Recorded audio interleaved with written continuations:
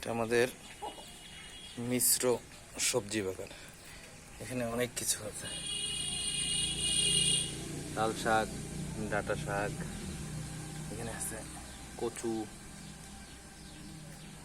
ওই পিছনে হচ্ছে মরিচ আছে, বোম্বাই মরিচ, কাঁচা মরিচ, এই যে ডাঁটা শাকগুলো মধ্যে আবার পেঁপে গাছও আছে, আর তার মধ্যে মধ্যে আবার মরিচ গাছ আছে।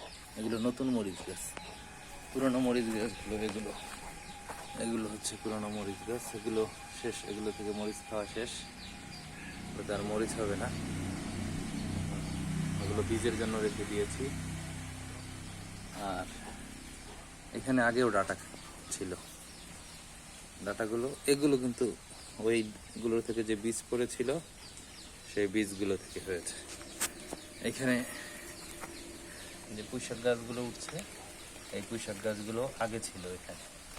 এখানে যখন আগে ছিল, এই যে উপরে নেট আছে, এই নেটে মধ্যে ওরা বেয়েছিল, পরে পাকা বীজ পরে আবার এগুলো উঠেছে।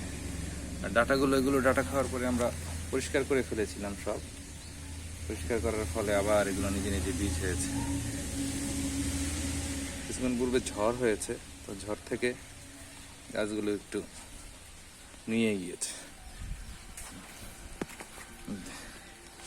এটা বিশাল একটা গাছ, বড় ছোট মিলিয়ে এই গাছগুলোর মধ্যে মধ্যে পেঁপে গাছ আছে। আর আজকে যেহেতু ডাঁটা খাওয়া হবে, তাই কিছু ডাঁটা খাওয়ার জন্য উঠিয়ে নিলাম।